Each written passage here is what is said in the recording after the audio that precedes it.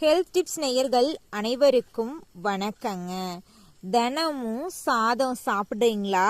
சாதம் சாப்பிட்டா உடல் எடை கூடுமா? சர்க்கரை நோய் வந்துடுமா? அல்லது சாதம் நம்மளுடைய உடலுக்கு தேவையான முக்கிய உணவா? இப்படி பல கேள்விகள் நம்மில் நிறைய பேருக்கு இருக்குங்க. உண்மையில அரிசி சாப்பிடுறது நல்லதா கெட்டதா? இந்த வீடியோவை முழுமையா பார்த்தா சாதத்தை எப்படி சாப்பிட்டா உடலுக்கு நன்மையா இருக்கும் என்பதை தெரிந்து கொள்ளலாங்க. அரிசியின் முதல் நன்மை உடலுக்கு ஆற்றலுங்க. அரிசியில் முக்கியமான கார்போஹைட்ரேட் இருக்குங்க. நாம் தினமும் வேலை செய்யறதுக்கும் நடக்கிறதுக்கு சிந்திக்கிறதுக்கு உடலின் இயல்பான செயல்பாடுகள் நடைபெறவும் ஆற்றல் தேவைப்படுதுங்க. அந்த ஆற்றலை வழங்கும் உணவுகள்ல அரிசி ஒன்னா இருக்குதுங்க. அதனால சாதம் சாப்பிடுவது மட்டும் உடலுக்கு கெட்டது அப்படின்னு சொல்ல முடியாதுங்க. ஆனா எவ்வளவு அளவு சாப்பிடுறோம் என்பதுதான் முக்கியம். இரண்டாவது நன்மை, எளிதாக ஜீரணமாகும். சாதம் பொதுவாக எளிதாக ஜீரணமாகக்கூடிய உணவாயிருக்கு. அதனாலதான் உடல்நிலை சரியில்லாத நேரங்கள்ல எளிதான உணவு தேவைப்படும் நேரங்களிலும் சாதம் போன்ற உணவுகள் பயன்படுத்தப்படுதுங்க. ஆனா ஒவ்வொருவருடைய உடலும் உணவுக்கு பதிலளிக்கும் விதம் வேறுபடுங்க.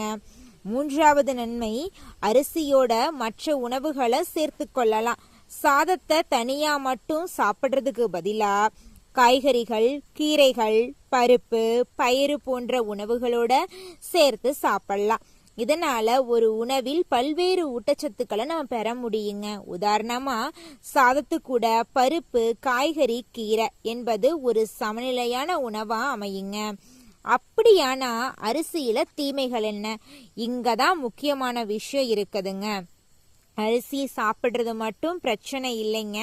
அதிக அளவுல சாப்பிட்றது, உணவுல பல்வேறு வகையான ஊட்டச்சத்துக்கள் இல்லாம சாதத்தையே அதிகமா நம்புவது போன்ற பழக்கங்கள் பிரச்சனையா இருக்கலாங்க.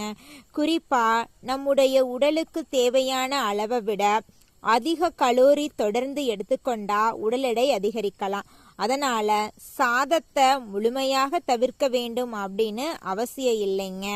வெள்ளை அரிசி பற்றி என்ன தெரிஞ்சுக்கலான்னு பார்த்தீங்கன்னா, நம்மில் பெரும்பாலானவங்க வெள்ளை அரிசியத்தாங்க பயன்படுத்துகிறோம். இந்த வெள்ளை அரிசி நம்மளுக்கு என்னென்ன நன்மைகளை தரப்போகுது அப்படின்னு தெரிஞ்சுக்கலாங்க. வெள்ளை அரிசி சாப்பிடக்கூடாது அப்படின்னு பொதுவாக சொல்ல முடியாதுங்க. ஆனால் அரிசியை மட்டும் அதிகமாக சாப்பிட்டுட்டு காய்கறி, பருப்பு, புரதம், நார்ச்சத்து உள்ள உணவுகளை குறைத்துக்கிட்டீங்கன்னா உணவு சமநிலையற்றதாயிருங்க.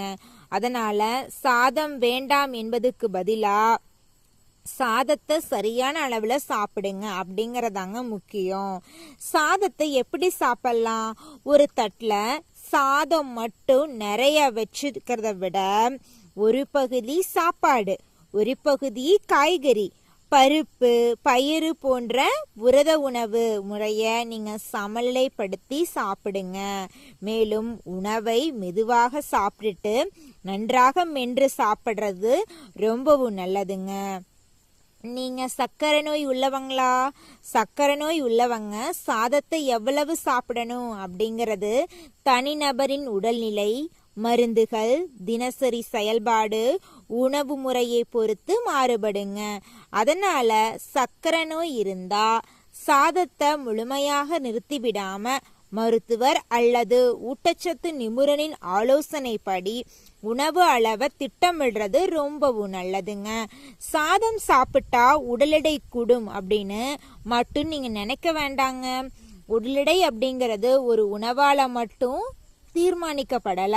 மொத்தமா நாம ஒரு நாள்ல எவ்வளவு உணவு எடுத்துக்கொள்றோம், எவ்வளவு உடல் செயல்பாடு செய்யறோம், நம்மளுடைய தூக்கம், வாழ்க்கை முறை எப்படி இருக்கு, அதுதாங்க முக்கியம். அதனால சாதத்தை சாப்பிட்றதுக்கு பயப்பட வேண்டாங்க. சாதத்தை அளவோடு சாப்பிடுங்க. சமநிலையான உணவின் ஒரு பகுதியா சாதத்தை எடுத்துக்குங்க. அப்படின்னா அரிசி சாப்பாடு நல்லதா தீமையா அப்படின்னா அதற்கான பதில் என்ன பார்த்தீங்கன்னா, அளவோடு சாப்பிட்டீங்கன்னா சாதம் நம்மளோட உணவில் இருக்கக்கூடிய ஒரு சாதாரண உணவுங்க. சாதத்தை மட்டும் அதிகமாக சாப்பிடாம காய்கறிகள், கீரைகள், பருப்பு வகைகள் போன்ற பல்வேறு உணவுகளையும் சேர்த்து கொள்றது ரொம்பவும் முக்கியங்க. இந்த வீடியோ பதிவு உங்களுக்கு பிடிச்சிருந்தா லைக் பண்ணுங்க. உங்கள் குடும்பத்தினர்கள் மற்றும் நண்பர்களுக்கு இந்த வீடியோவை ஷேர் பண்ணுங்க. இப்படிப்பட்ட பயனுள்ள ஹெல்த் டிப்ஸ் வீடியோக்களுக்கு நம்மளோட சேனலை சப்ஸ்கிரைப் பண்ணி பெல் ஐக்கானை அழுத்த மறந்துடாதீங்க. மீண்டும் ஒரு பயனுள்ள தகவலோட அடுத்த வீடியோவில் சந்திக்கலாங்க. நன்றி, வணக்கங்க.